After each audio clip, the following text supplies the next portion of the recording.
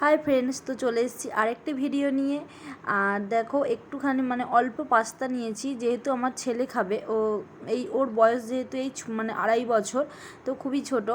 আর সেই জন্য ওর জন্যই করব। আর কি বলতো, একটু জাস্ট মুখটা পাল্টানো। তো আমাদেরও যেমন একঘেয়েমি খাবার ভালো লাগে না, তো ওদেরও ভালো লাগে না। তো সেই জন্যই আর কি করব পাস্তাটা দেখো আমি একটু জাস্ট শুধু নুন দিয়ে সেদ্ধ বসিয়ে দিয়েছি। আর কড়াই গাজর দেব, আর আলু দিয়েছি। দেখো সিদ্ধ করা হয়ে গেছে, কড়াই আলু গাজরটা কেটেও নিয়েছি। তো এটা দিয়েই করব একদম সিম্পলভাবে, কিন্তু যাতে টেস্টি হয়, যাতে ওর ভালো লাগে খেতে। তো সেইভাবেই করব। আর অবশ্যই সাদা তেল দেবো, অন্য কিছু তেল দেবো না, অল্প একটু তেল দিলাম। তো দিয়ে জাস্ট আনাজগুলো একটু ভেজে নিয়ে আর নেড়ে নেবো, তো এটাই। আর তোমরাও কিন্তু এরকমভাবে তোমাদের বাচ্চাদের খাওয়াতে পারো। তাহলে কি বলো তো, একঘেয়েমি খাবার কিন্তু ওদেরও ভালো লাগে না খেতে। তো রোজ রোজ কি আর ছাতু তারপর সুজি এসব কি খাবার ভালো লাগে? মাঝে মাঝে তো মুখ পাল্টাতেই হয়।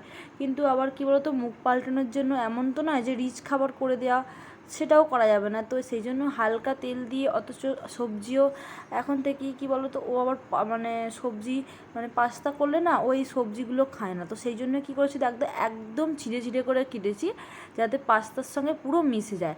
আর তাহলে কী বলো তো, সবজি, আর জানো তো বাচ্চাদের তো সবজি খাওয়ানো খুবই প্রয়োজন। আর যতদিন না এখন বুঝদার হয়, ততদিন সবজি তো খাইয়ে যেতেই হবে, তাই না? তো দেখো আমি ওই জন্যই একদম ঝিরিঝিরি করে সবজিগুলো কেটেছি। আর পাস্তার সঙ্গে যা কড়াইয়ের নেড়ে নিলেই কিন্তু সবজিগুলো পুরো সিদ্ধ হয়ে যাবে, আর পুরো পাস্তার সঙ্গে মিশে যাবে। দেখো এর থেকে কিন্তু বেছে খাওয়া সম্ভব নয়। তো সেই জন্য কী বলতো, সব শুদ্ধই যাতে খাওয়া খায়, অথচ মুখরোচকও একটা খাওয়া হলো, অথচ সবজি দিয়েও খাওয়া হলো। তো সেই ভেবেই আজকে পাস্তাটা করলাম। ও চাউমিনও খায়, তো পাস্তা আজকে ঘরে ছিল, তো পাস্তাটাই করে তোমাদেরকে দেখালাম, তোমাদের সঙ্গে শেয়ার করলাম। আর যেহেতু আমি তোমাদের সঙ্গে সব রান্নাই শেয়ার করি, তো সেই জন্য এটাও শেয়ার করলাম, আর আমার ছেলেকে খাওয়ানোও হবে। আর আমি পাস্তাটা হয়ে গেলে আমি তোমাদের দেখাবো ওর রিয়াকশানটা, ও কীরকম এদিকে আমাকে খাবার খাইয়ে দিতে হয়। আজকে দেখাবো ও কি করে পাস্তাটা নিয়ে।